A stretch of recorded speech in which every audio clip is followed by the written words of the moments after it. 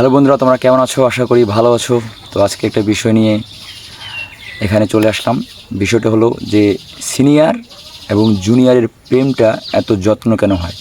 আমি এই বিষয় নিয়ে সিনিয়র ভাইদের সাথে বসে কথা বলেছি এবং আরও অনেক বন্ধুবান্ধবের সাথে কথা বলে যেটা জেনেছি এবং অনুভব করেছি এবং প্রমাণ পেয়েছি, সেটাই আজকে বলার চেষ্টা করব। আর একটা কথা কি, লিখলে অনেকটা বড় হয়ে যাবে, তাই অবশ্যই ভিডিওর মাধ্যমে বলতে চাই এবং তাহলে অনেকটা সহজ হয়ে যাবে। যে কথা হচ্ছে যে একটা সিনিয়র কেন জুনিয়রদের সাথে প্রেম করে।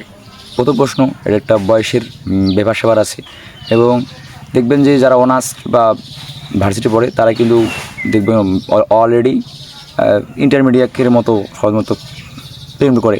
তো এখানে প্রেম একটা করে কেন, একটা বিষয় আছে যে এখানে যত্নবান কেন হয়, সিনিয়র জুনিয়রদের প্রেমটা যত্নবান কেন হয়।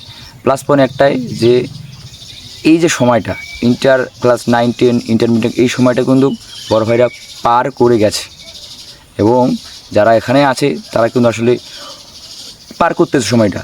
তো এখানে বড় ভাইরা এই বয়সে কি ডিপ্রেশনে থাকে মানুষ, বা কি হতাশা থাকে, বা কি চাহিদা তারা কিন্তু জানে, কারণ তারা এই বয়সটা পার করে গেছে।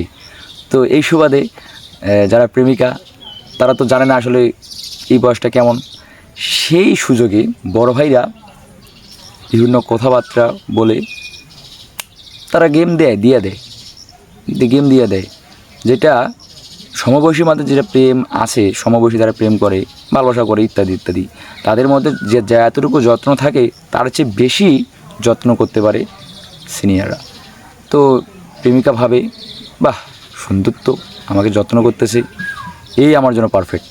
আরে পারফেক্ট তো কীভাবে, অবশ্যই পারফেক্ট বলি, কিন্তু আরেকদিক বিবেচনা করলে দেখা যায় যে এই বয়সটাতে তুমি কী চাচ্ছ সেটাই কিন্তু তোমাদের বড় ভাইরা প্রয়োগ করতেছে।